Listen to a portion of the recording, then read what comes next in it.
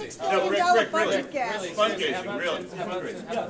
Listen, I'd say, listen, on fundraising, we will have every dime that we need to win this race. We do not have to match Andrew Cuomo's money is from special interests. He's got over $1 million of special interest money, and believe me, they don't give money expecting nothing. They're not going to have, I don't have any of that, and they can expect nothing from me, and that's what they're going to get. Sir, there's a $6 billion gap. If you were governor today, how would you resolve the budget problems that New York is having? We're going to redesign the Medicaid program. We're going to drive down costs. We're going to have to shrink the size of the state workforce. We're going to revisit pensions, which will have savings over a longer period of time. And we're going to make some very tough decisions. And what we will not do is to borrow our way out of this. We're not going to kick the can down the road and force the next generation to pay for the sins of this generation. Carl, what do you do about reversing the trend in the polls that we've seen to date that the Attorney General has such a huge lead? You know, I think right now the polls, you know, if the polls mattered at this stage, Hillary Clinton would be president of the United States. So, you know, we're all about making a case to the people. You know, we're laying out, again, a very positive alternative. We're not Albany insiders. We're people that have never had a career in Albany. We've got no Albany connections. We're not part of a group that feels like they can manipulate and cut deals and advance their own careers. We're doing this for the right reasons, out of a sense of duty. We will take on these special interests. We will reduce costs. We will balance the budgets. Will it be difficult? Yes. Will there be pain? Yes. Does it need to be done? Absolutely.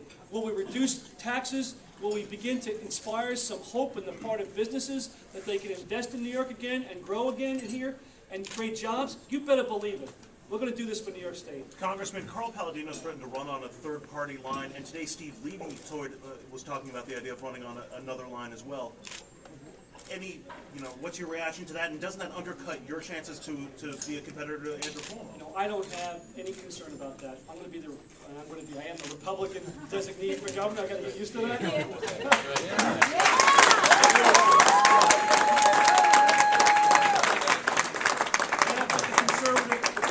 Designee for governor. That's going to spell the difference in November. You know, we will work for every single vote. We're going to reach out to Democrats and independents, as well as Republicans and conservatives. We're going to reach out into the urban areas. We're going to reach out into the ethnic areas.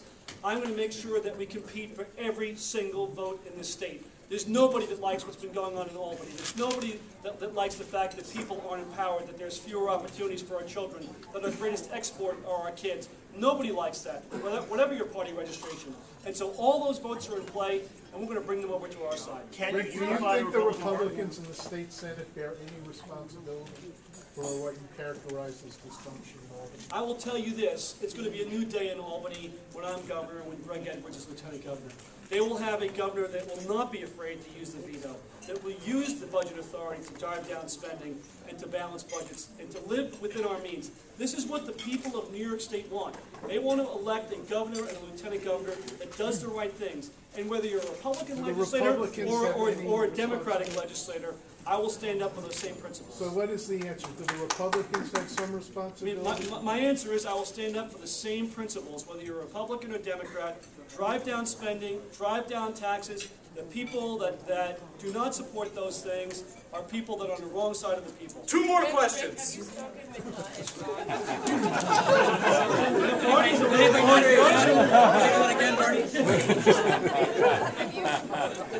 Did everybody hear that, by the way? No more Diet Cokes at 7 a.m. in the morning.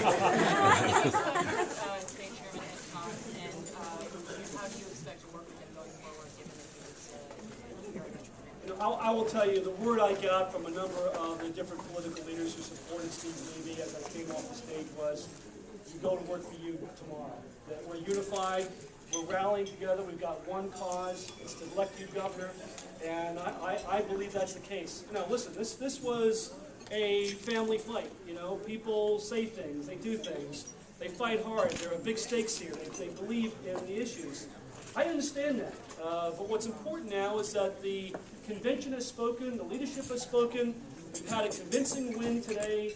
I respect and appreciate the other candidates who competed for this vote, but now it's time for us to take it to Andrew Cuomo and to turn this state in the right direction, to give the people of New York State a hope that we can live within our means, balance budgets, and earn and deserve the title of being called the Empire State. Last question. Leaders who follow up, was Was Ed Cox one of those leaders who said that to you? Ed Cox, coming off, as I entered the stage, did say, you know, he's prepared to unify this party behind me. Thank you all. Do you expect the other candidates who are vying for the nomination to now come out and support you in campaigns? Listen, I would hope so, but I can't speak for them. Right now, I think all I can say is that the Republican Party has spoken decisively, that I am their designee, their official designee. I'm proud to have that designation, and I am anxious and enthused about going out to the people of the state and making the case as to why we're the better choice. We're Albany outsiders. We've done this job before. We know how to balance budgets. We know how to say no. I'll be using this veto authority. I'm an experienced prosecutor. We're going to clean up the corruption, and we're going to restore a sense of hope and pride in this great state. Thank you. all. Thank you.